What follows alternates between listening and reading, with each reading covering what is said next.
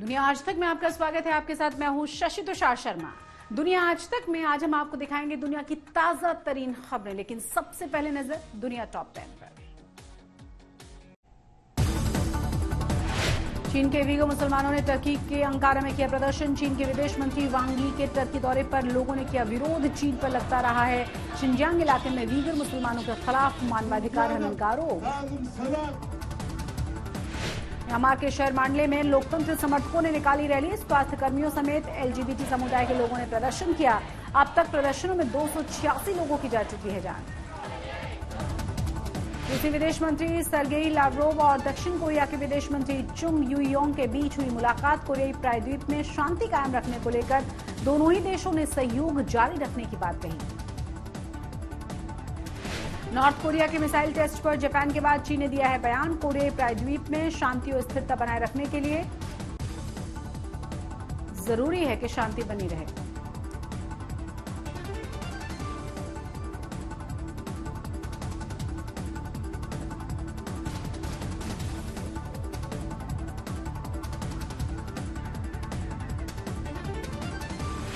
पाकिस्तान में गुरुवार को मनाया गया गणतंत्र दिवस। इस अवसर पर पाकिस्तान की सेना ने परेड के दौरान दिखाए अपने हथियार। हर साल 25 मार्च को पाकिस्तान में मनाया जाता है गणतंत्र दिवस। पोप फ्रांसिस ने वेटिकन के कार्डिनल्स के वेतन में 10% तक कटौती के आदेश दिए। कोरोना महामारी के दौरान लोगों की नौकरियों को बचाए रखने के लिए उठाया गया है ये कदम। यूरोपीय संघ और विश्व स्वास्थ्य संगठन के हरी झंडी मिलने के बाद भी डेनमार्क ने एस्ट्राजेनेका की वैक्सीन को मंजूरी नहीं दी है। खून के थक्के जमने के खबर के बाद डेनमार्क ने इस वैक्सीन पर रोक लगाई थी। कोरोना के नए वेरिएंट से परेशान है जॉर्डन। 90% तक कोरोना मरीजों से भरे हैं अस्पताल। रोजाना ब्रिटिश वेरिएंट के कई मरीज मिलने से बढ़ी है परेशानी। मैक्सिको में शोधकर्ताओं ने बनाया केवल नाक ढकने वाला मास्क। शोधकर्ताओं के मुताबिक खाने पीने के दौरान कोरोना वायरस के संक्रमण के जोखिम को कम करने में इससे मदद मिलेगी।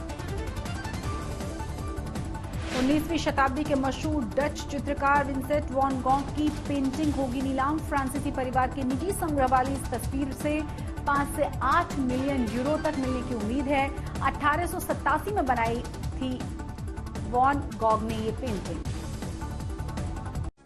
अमेरिकी शहर लॉस एंजलिस में पुलिस और प्रदर्शनकारी उस वक्त आमने सामने आ गए जब शहर के मशहूर इलाके से पुलिस अतिक्रमण को हटाने के लिए पहुंची।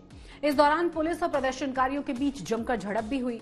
पुलिस इको पार्क लेक इलाके में बने अस्थायी घरों को खत्म करके यहां का सुंदरीकरण करने का काम करना चाहती है। लॉस एंजल्स में सैकड़ों की संख्या में सड़कों पर उतरे ये वो लोग हैं जो अपने स्थायी घर को नेस्तनाबूद होने से बचाने की जद्दोजहद में जुटे हैं। बुधवार रात अचानक जब पुलिस शहर के मशहूर इको पार्क इलाके में बेघरों के स्थायी घरों को उजाड़ने पहुंची तो स्थिति बेकाबू हो गई और इस दौरान पुलिस और प्रदर्शनकारियों के बीच जमकर झड़प हुई।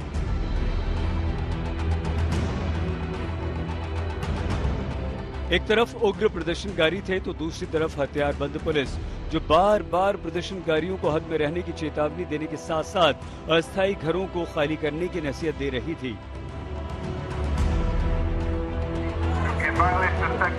लॉस एंजलिस के इस मशहूर इलाके को बड़ी संख्या में बेघरों का बसेरा माना गया जिसे प्रशासन अब खत्म करना चाहता है। यहाँ 100 से ज्यादा अस्थायी तंबू लगाए गए और कई लोगों ने इसे अपना ठिकाना बना लिया। पुलिस यहाँ बसे लोगों को अब हटाना चाहती है ताकि इस इलाके का सौंदर्यीकरण किया जा सके और इसके लिए $5 लाख से ज्यादा का बजट भी पेश किया गया। फिलहाल पुलिस ने पूरे इलाके को अपने कब्जे में ले लिया है और दुनिया के सबसे महंगे शहर में शुमार लॉस एंजलिस में अतिक्रमण को खत्म करने की जुगाड़ में जुटी है। अब देखना होगा कि पुलिस अपने अभियान में किस हद तक सफल होती है। आज तक ब्यूरो। खुद को दुनिया का सबसे शक्तिशाली देश कहने वाला अमेरिका कोरोना के सामने हारता हुआ नजर आ रहा है। अमेरिका दुनिया का पहला ऐसा देश बन गया है जहां कोरोना के मामले 3 करोड़ से ज्यादा हैं। 3 करोड़ 7 लाख से ज्यादा मामले, 5.5 लाख से ज्यादा लोगों की मौत और रोजाना 60,000 से अधिक मरीज, ये वो आंकड़े हैं जिसने अमेरिकी हुक्मरानों को कोरोना को लेकर अपनी तैयारियों के बारे में एक बार फिर सोचने पर मजबूर कर दिया है। अमेरिका दुनिया का पहला ऐसा देश बन गया है जहां कोरोना के मामले 3 करोड़ के पार पहुंच चुके हैं। अमेरिका में कोरोना से सबसे ज्यादा प्रभावित कैलिफोर्निया राज्य है, जहां पर अब तक 36 लाख से ज्यादा मामले सामने आ चुके हैं, जबकि 57,000 लोगों की मौत हो चुकी है।